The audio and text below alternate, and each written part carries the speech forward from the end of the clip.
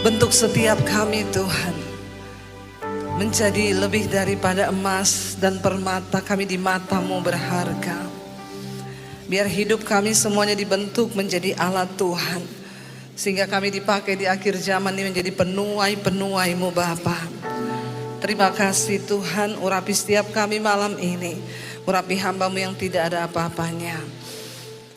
Roh, jiwa dan tubuh kami buka bagi kebenaran firman Tuhan. Di dalam nama Tuhan Yesus, yang percaya Tuhan di tengah kita memberkati kita. Katakan bersama, amin, amin. Tepuk tangan buat Tuhan Yesus saudara, haleluya. Silahkan duduk, ya, puji Tuhan. Puji Tuhan, hari ini tema kita malam ini adalah bekerja untuk menghasilkan buah.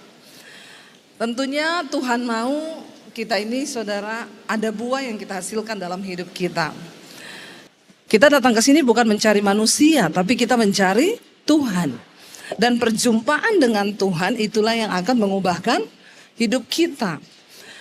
Ketika kita dipanggil, kita disuruh oleh Tuhan untuk menghasilkan buah, ya.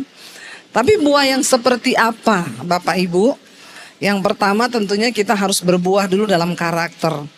Karena tema dari firman Tuhan inilah keadaan manusia di akhir zaman. Kayaknya tidak plong kalau kita nggak baca dulu 2 Timotius pasal 3 ayat 1 sampai ayat yang ke-5. Di sana memang judulnya adalah keadaan manusia di akhir zaman. 2 Timotius pasal yang ketiga ayat yang pertama sampai ayat yang ke-5 kita baca dulu. Ketahuilah bahwa pada hari-hari yang akan datang masa yang sukar. Sekarang sudah sukar belum? Di Indonesia banyak sekali perusahaan besar tutup. Ratusan ribu orang di PHK dan tidak punya pekerjaan. Ya, semua pabrik raksasa, perusahaan raksasa mulai tutup satu persatu. Ya, dan ratusan ribu orang kehilangan pekerjaan. Kalau orang tidak ada pekerjaan, tetapi dia harus bertahan hidup, tidak ada uang, maka tingkat kejahatan akan naik. Ketika tingkat kejahatan naik, maka akan terjadi saudara, ya, pembunuhan, bahkan segala macam keadaan di akhir zaman, ya akan terjadi. Dan memang Alkitab sudah menulis itu. Dikatakan akan datang masa yang sukar. Lalu yang berikutnya, manusia akan mencintai dirinya sendiri dan menjadi hamba uang. Ini akan datang, memang sudah terjadi. Orang mencintai diri sendiri menjadi hamba uang. Karena memang uang dicari di akhir zaman. Mereka akan membual, menyombongkan diri, mereka akan menjadi pemfitnah, mereka akan berontak terhadap orang tua dan tidak tahu berterima kasih, tidak mempedulikan agama. Kemarin saya baca berita, di Indonesia sekarang jumlah orang yang tidak menikah itu bertambah, pernikahan berkurang, tetapi orang hidup bersama banyak tanpa hubungan pernikahan. Karena mereka bilang menikah itu rumit. Ngapain kami harus menikah, punya anak lalu bercerai. Daripada begitu lebih baik tinggal sama-sama saja, tidak usah menikah. Orang tidak lagi memperdulikan agama. Nilai-nilai itu bergeser. Ya, firman Tuhan mulai digeser karena budaya, karena kesukaran, karena memang keadaan. Orang bilang daripada kita bercerai karena tidak cocok, lebih baik tinggal bersama saja tanpa ada pernikahan. Hidup dalam persinahan dan kenajisan. Padahal itu Alkitab melarang. Tapi terjadi. Yang berikutnya dikatakan di sana saudara, keadaan manusia di akhir zaman tidak tahu mengasihi. Tidak mau berdamai. Suka tidak dapat mengekang diri, garang, tidak suka yang baik. Ya, siapa yang suka menjelekkan orang? Nggak ada di sini ya. Nggak ada yang ngaku. Ya, suka menjelekkan orang. Bergosip, kalau orang Jakarta bilang. Gosip itu apa? Semakin digosok semakin sip. Ya, jangan. Kita berdoa Supaya kita nggak jadi orang yang suka menjelekan orang, tidak dapat mengekang diri, ya garang, nggak bisa diatur. Ya pokoknya mau menangnya sendiri. Suaminya bilang, Pak hari ini saya mau ke mall, enggak boleh. Enggak, pokoknya apa yang saya mau itu harus terjadi. Ibu-ibu di sini tidak seperti itu. Ya, itu yang di luar sana, bukan yang di tenda maksudnya, yang di sana. Ya. Lalu yang berikutnya dikatakan apa saudara? Suka mengkhianat, tidak berpikir panjang, berlagak tahu, lebih menuruti hawa nafsu daripada perintah Allah. Berlagak tahu. Orang Indonesia bilang sok tahu. Sama Tuhan beda tipis. Tuhan maha tahu, dia sok. Nah itu ya, jangan saudara. Hawa nafsu, lebih menuruti hawa nafsunya. Ya, orang itu harus mengekang diri, lebih menuruti hawa nafsu daripada menuruti Allah. Yang berikutnya dikatakan di sana. Ya, ayat yang berikutnya. Secara lahiriah mereka menjalankan ibadah mereka, tapi pada hakikatnya mereka memungkiri kekuatannya. Secara lahirnya tiap hari Minggu masih ke gereja. Kalau ke gereja pakai baju baru, ya, kata-katanya firman terus, ya, nyanyinya rohani, tapi kelakuannya rohana, ya, statusnya rohani terus, ya, tapi kelakuannya roh halus. Ini perlu bertobat ya. Mari kita percaya bahwa ketika kita ini menjalankan ibadah, ada kuasa dari ibadah itu, yaitu mengubahkan hidup kita. Jangan cuma jadi Kristen yang tidak berubah. Nah hari ini kita akan belajar bagaimana supaya kita bisa berbuah ya.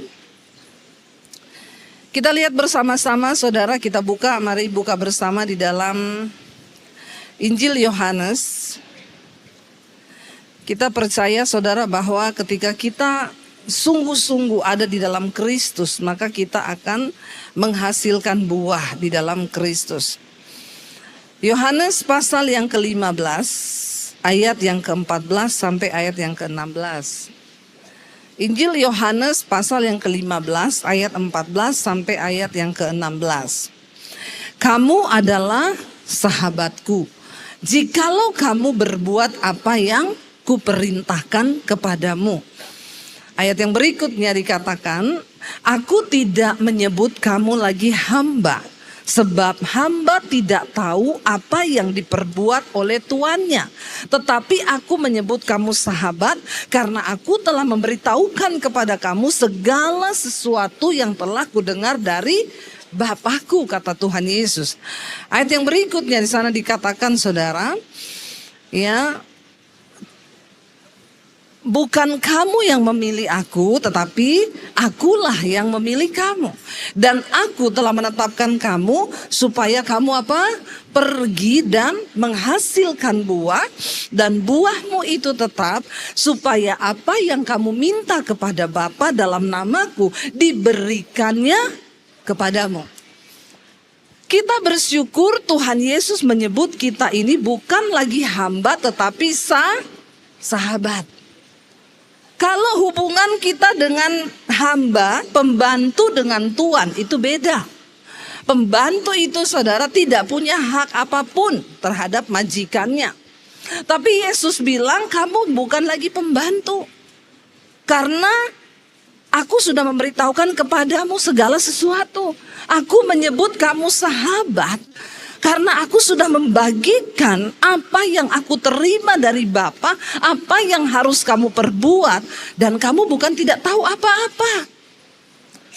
Dan kalau kita berjalan bersama Tuhan saudara, Tuhan itu memberitahukan rahasianya, rencananya atas hidup kita. Dan kalau Tuhan yang beritahu rencananya, dia bekerja dengan tanpa batas. Hari ini mungkin saudara bertanya, bagaimana saya bisa menghasilkan buah? Kita semua tidak perlu masuk sekolah Alkitab untuk jadi pendeta, amin. Jangan nanti semua ibu-ibu, kalau gitu saya mau jadi masuk sekolah Alkitab bu untuk menjadi pendeta. Jangan, enggak usah, nanti saya banyak saingan. Enggak ya. Dimanapun Bapak Ibu berada hari ini, itu adalah ladang pelayananmu. Saya cuma mau tutup dengan satu kesaksian ini. Setiap malam di mesbah doa saya membagikan firman Tuhan. Saya berkata untuk menjadi penuai di akhir zaman, untuk menghasilkan buah, kamu harus dengan apa yang ada di tanganmu hari ini. Pergi dan hasilkanlah buah.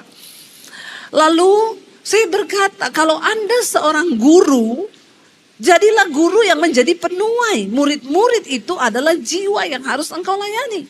Kalau engkau seorang dokter, maka pasien itu adalah jiwa yang harus kau layani. Lalu ada seorang guru, saudara. Dia punya anak murid di sekolah itu, anak ini nakal sekali. Satu saat anak ini dia tusuk mata temennya itu pakai pensil. Ya, dan masuk ke dalam mata sehingga orang tuanya datang ke sekolah, mengamuk di sekolah. Dan anak ini dipaksa untuk dikeluarkan dari sekolah. Lalu guru itu teringat bahwa itu adalah jiwa yang harus dia layani. Dia meminta izin sama kepala sekolah untuk mengizinkan dia melayani anak ini. Lalu dia diizinkan. Dia panggil anak ini ke kantor. Dia tanya sama anak ini, kenapa kamu menjadi nakal seperti itu? Di rumah setiap hari bagaimana orang tuamu? Anak itu nangis dan bilang, aku setiap hari lihat mama papa berantem. Papaku mukul mamaku. Mamaku nangis. Dan anak ini dibesarkan dalam kepahitan, luka batin. Dia melihat orang tuanya berantem di rumah. Lalu guru ini mencoba untuk memanggil orang tuanya datang ke sekolah.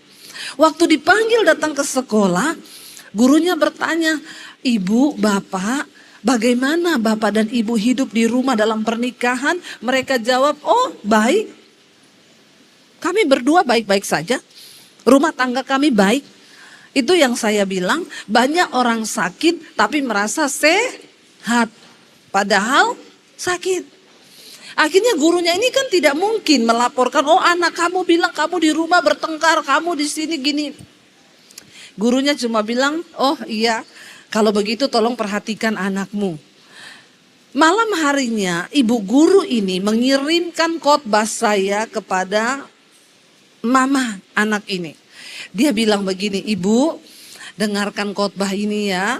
Saya berdoa supaya kita sama-sama berdoa supaya anak ibu bisa dipulihkan. Supaya dia tetap bisa bersekolah di sini. Lalu ibu itu mulai mendengar khotbah saya. Waktu dia dengar khotbah saya, dia menangis. Lalu dia mulai WA ke orang guru ini. Dia bilang begini sama guru itu. Terima kasih ya sudah mengirim khotbah.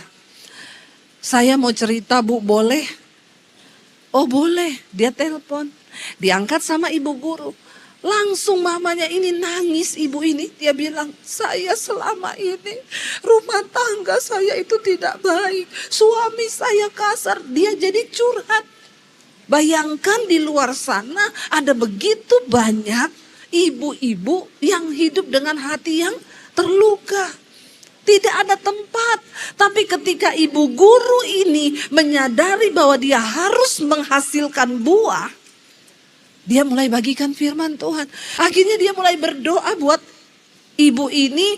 Dia bilang, ibu sabar, ibu terus ikuti saja tuh khotbah-khotbahnya Ibu Debbie. Saya yakin Tuhan pasti bekerja. Bapak ibu percaya enggak? Hari ini keluarga itu dipulihkan Tuhan. Mereka sama-sama menjadi jemaat mesbah doa saya. Suami istri dipulihkan, mereka hidup dalam kasih. Dan anak mereka sekarang bisa terdidik dengan baik. Tidak nakal lagi. Karena orang tuanya sudah dipulihkan Tuhan. Anak mereka pun ikut dipulihkan Tuhan. Ini namanya kita berbuah. Dan Tuhan bilang, aku memanggil engkau supaya engkau pergi dan menghasilkan buah. Di sekeliling kita ada begitu banyak jiwa yang perlu kita layani. Ayo jangan cuma jadi orang Kristen ibu-ibu yang cuma duduk-duduk di kursi gereja, datang ibadah tapi kita pulang tidak pernah melakukan apapun untuk kemuliaan Tuhan. Kalau kita satu saat menghadap Tuhan, Tuhan gak tanya rumahmu berapa, mobilmu berapa, perhiasanmu berapa. Tuhan cuma tanya, berapa jiwa yang sudah engkau bawa bagiku. Karena bekerja menghasilkan buah, itu artinya kita mempersembahkan jiwa bagi Kristus. Kita bangkit berdiri bersama ibu-ibu hari ini. Kita mau datang kepada Tuhan. Kita mau katakan kepada Tuhan bahwa hidup kita ini adalah milik Tuhan. Dan biarlah kita mempersembahkan yang terbaik buat Tuhan. Malam ini kita mau menyembah Tuhan, kita mau angkat pujian yang tadi, lebih dari emas, lebih dari permata. Kami yakin dan percaya Tuhan, ketika kami sungguh-sungguh ikut bersama dengan Tuhan, Yesus berkata, apabila engkau hidup melakukan firman-Ku, apabila engkau tinggal dalam firman-Ku, apabila engkau sungguh-sungguh melakukan firman-Ku, aku menyebut engkau sahabat. Dan seorang sahabat itu tahu apa yang dikehendaki oleh tuannya. Malam ini kita mau menyembah Tuhan. Kita akan banyak menyembah dan kita akan sama-sama bersyafaat buat keluarga kita, buat bangsa kita, buat kota kita. Kita mau bawa kepada Tuhan malam hari ini saudara, hidup kita kepada Tuhan. Kita naikkan pujian tadi, lebih dari emas. Saya minta untuk singers bantu. Mari kita siapkan hati kita di hadapan Tuhan. Terima kasih Tuhan. Kami datang menyerahkan seluruh hidup kami ke dalam tangan Tuhan malam ini. Ini ungkapan kami di hadapan Tuhan. Kami mau mempersembahkan hidup kami Tuhan, tubuh kami kepada Tuhan. Terima kasih Tuhan Yesus.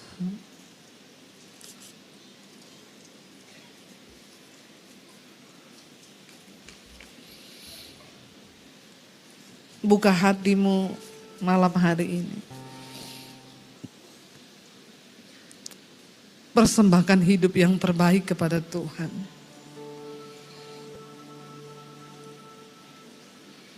Terima kasih Tuhan Yesus.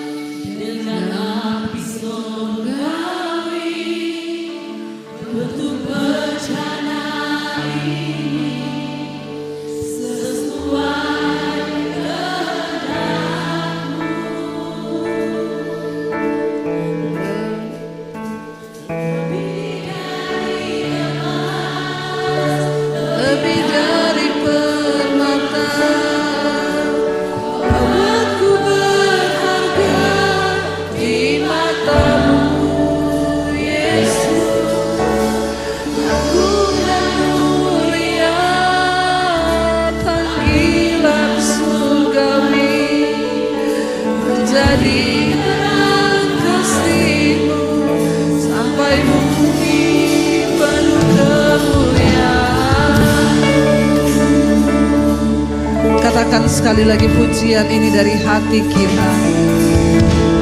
Aku Tuhan sebagai alam, seluruh hidup ini ku persembahkan hanya untukmu. Pulihkan aku Tuhan dengan api surgawi, bentuk bencana ini sesuai kehendak-Mu. Katakan lebih dari emas, lebih dari permata,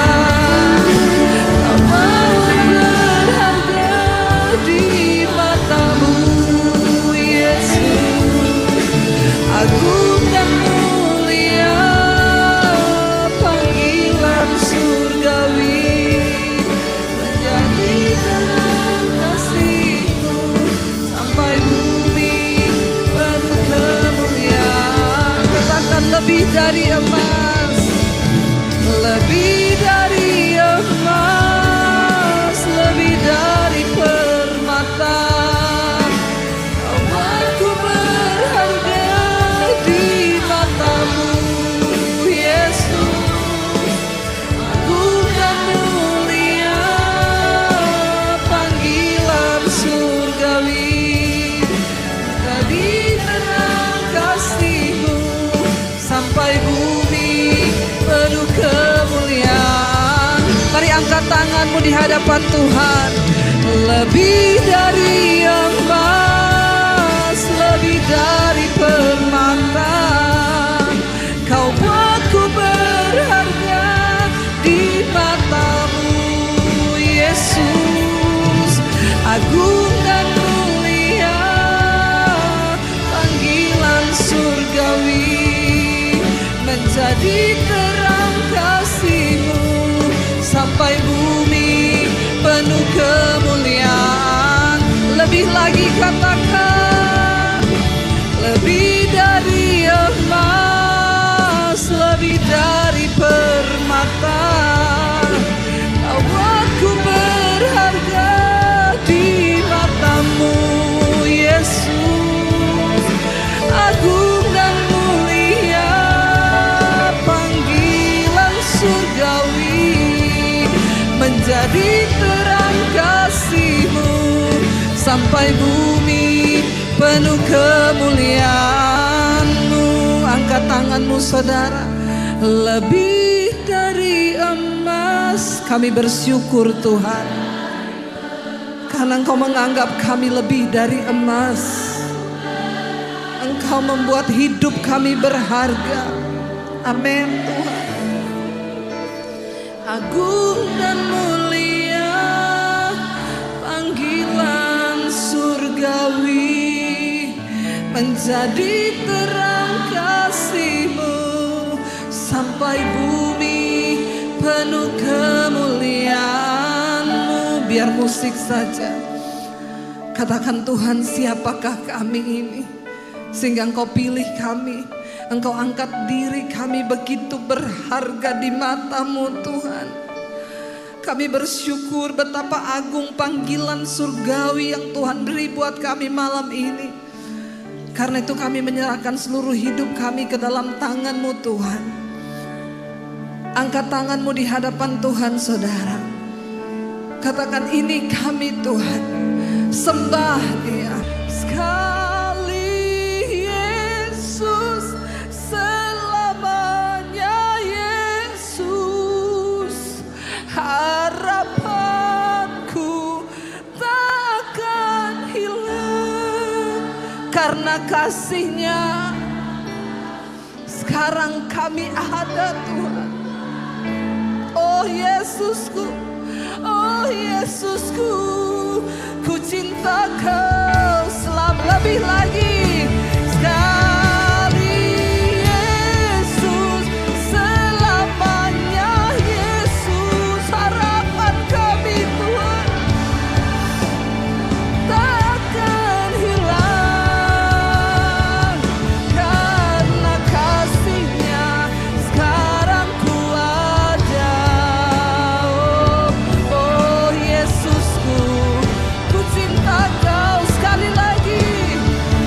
Sekali Yesus, selamanya Yesus. Harapanku takkan hilang karena kasih-Nya. Sekarang ku ada. Oh Yesusku, ku cinta Kau selamanya. Oh Yesus, oh Yesusku, ku cinta Kau. Oh Yesusku, oh Yesusku, ku cinta Kau selamanya.